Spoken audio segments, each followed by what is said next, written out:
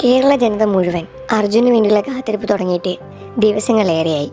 അർജുൻ തിരിച്ചു വരുമോ എന്ന ചോദ്യം കേരള ജനതയെ മുഴുവൻ ഒരു ചോദ്യചിഹ്നമായി തന്നെ മാറ്റിയിരുന്നു.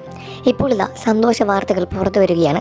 കഴിഞ്ഞ മാസം 16-ാം തീയതി കാണാതായ അർജുനു വേണ്ടിയുള്ള തിരച്ചിൽ കഴിഞ്ഞ ദിവസം വരെ വളരെ ശക്തമായി തന്നെ തുടങ്ങിയിട്ടുണ്ടായിരുന്നു. എന്നാൽ ആ തിരച്ചിലിൽ നിന്നെല്ലാം തന്നെ അർജുനെ കുറിച്ചുള്ള ഒരു പൂർണ്ണമായ വിവരം ഇതുവരെ കിട്ടിയിട്ടുണ്ടായിരുന്നില്ല. അർജുൻ എവിടെയാണെന്നോ അർജുനത്തെക്കുറിച്ചുള്ള ബാക്കി വിവരങ്ങളോ ഒന്നും തന്നെ ആർക്കും കണ്ടെത്താൻ സാധിച്ചില്ല. കർണാടക ഷിരൂരിലുണ്ടായ മണ്ണിടിച്ചിലിൽ 11 പേരെ കാണാതാവുകയും അതിൽ 8 പേരെ കണ്ടെത്തുകയും ചെയ്തു.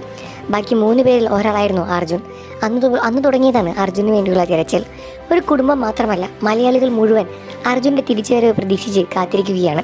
എത്ര തന്നെ ദിവസങ്ങൾ കഴിഞ്ഞാലും അർജുൻ തിരിച്ചു വരുമോ എന്ന ചോദ്യം ഇന്നും ആ കുടുംബത്തിൽ തന്നെ ഒരു ചോദ്യചിഹ്നമായി നിൽക്കുകയാണ്. കർണാടക ഗവൺമെൻറ് അർജുനു വേണ്ടിയുള്ള തിരച്ചിൽ ശക്തമായി തന്നെ തുടങ്ങിയിരുന്നു. അതുകൊണ്ട് തന്നെയാണ് ഈശ്വർ മാൽപ്പയും സംഘവും എല്ലാം തന്നെ അതിശക്തമായി പ്രയത്നിച്ച് അർജുൻ്റെ വണ്ടിയുടെ അവശിഷ്ടങ്ങളെല്ലാം തന്നെ കണ്ടെത്തിയത്. അർജുൻ്റെ വണ്ടിയുടെ അവശിഷ്ടങ്ങൾ കണ്ടെത്തിയ സ്ഥലത്ത് കേന്ദ്രീകരിച്ച് ഒരു മെഷീൻ കൊണ്ടുവന്ന് അവിടുത്തെ മണ്ണും ചളിയും എല്ലാം തന്നെ മാറ്റി ബാക്കി പരീക്ഷണങ്ങളെല്ലാം തന്നെ നടത്തി അർജുനു വേണ്ടിയുള്ള തിരച്ചിൽ ശക്തമാക്കാനുള്ള നീക്കത്തിലായിരുന്നു. എന്നാൽ കാലാവസ്ഥയുടെ സാഹചര്യം മൂലം അത് മാറ്റിവെക്കുകയുണ്ടായി. ഇപ്പോൾ ഇതാ സന്തോഷ വാർത്ത പുറത്തു വരികയാണ്. അർജുനു വേണ്ടിയുള്ള തിരച്ചിൽ വീണ്ടും ആരംഭിക്കാൻ പോവുകയാണ് എന്ന വാർത്തകൾ പുറത്തു വരുന്നു. സോഷ്യൽ മീഡിയ മുഴുവൻ സംസാര വിഷയമായി മാറുന്ന വാർത്തയാണ് ഇത്. അർജുനു വേണ്ടിയുള്ള തിരച്ചിൽ വീണ്ടും ആരംഭിക്കുകയാണ്. ഈശ്വർ മാൽപ്പയും സംഘവുമായിരുന്നു ഇതുവരെ അർജുനു വേണ്ടിയുള്ള തിരച്ചിലിൽ വളരെയധികം സന്നദ്ധമായി തന്നെ പ്രയത്നിച്ചുകൊണ്ടിരുന്നത്. ഇന്ത്യൻ നേവി പോലും വന്ന് തങ്ങളെ കൊണ്ടാവില്ല എന്ന് പറഞ്ഞ് പിന്നോട്ട് പോയ പ്രൊജക്റ്റാണ് അർജുൻ്റെ തിരച്ചിൽ. എന്നാൽ ഈശ്വര മാൽപ്പയും സംഘവും തൻ്റെ ജീവൻ വരെ പണയം വെച്ച് അർജുനെ കണ്ടെത്തണം എന്ന ഒറ്റ ലക്ഷ്യത്തോടു കൂടി തന്നെയാണ് ഈ ഒരു കാര്യത്തിലേക്ക് ഇറങ്ങി തിരിച്ചത്. സ്വന്തം ജീവൻ അപകടത്തിലാണ് എന്ന് അറിഞ്ഞിട്ടും 4 വയസ്സുള്ളൊരു മകളുണ്ടായിട്ടും ഈശ്വർ മാൽപ്പെ തൻ്റെ ജീവൻ അവർക്ക് വേണ്ടി കൊടുക്കാൻ തയ്യാറായിട്ടാണ് വെള്ളത്തിലേക്ക് ഇറങ്ങിയത്.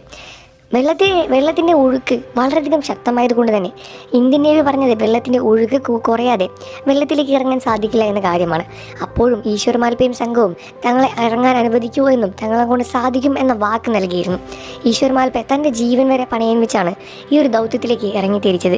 എന്നിരുന്നാൽ കൂടി അർജുൻ്റെ വണ്ടിയുടെ അവശിഷ്ടങ്ങൾ കണ്ടെടുത്തു എന്നതല്ലാതെ അർജുൻ്റെ വണ്ടിയിലുള്ളിൽ അർജുനുണ്ടോ എന്ന കാര്യം വരെ ഇതുവരെ പൂർണ്ണമായി തന്നെ ഉറപ്പ് കിട്ടിയിട്ടില്ല.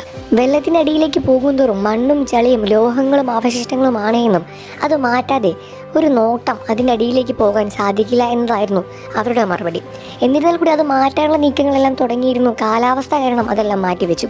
ഇപ്പോൾ ഇതാ വീണ്ടും ആ ഒരു പ്രയത്നം തുടങ്ങുമ്പോൾ അർജുൻ്റെ വിവരങ്ങൾ എന്തെങ്കിലും പുറത്ത് കിട്ടുമെന്ന പ്രതീക്ഷയോടുകൂടി തന്നെയാണ് ഇന്നും കേരള ജനത മുഴുവൻ ഇരിക്കുന്നത്. അർജുന് വേണ്ടിയുള്ള വിവരങ്ങൾ എന്തെങ്കിലും കിട്ടിയാൽ ഉടനെ അറിയാൻ നമ്മുടെ വീഡിയോ ലൈക്ക് ചെയ്ത് ചാനൽ സബ്സ്ക്രൈബ് ചെയ്ത് ഇപ്പോൾ തന്നെ സപ്പോർട്ട് ചെയ്യുക ഫ്രണ്ട്സ്.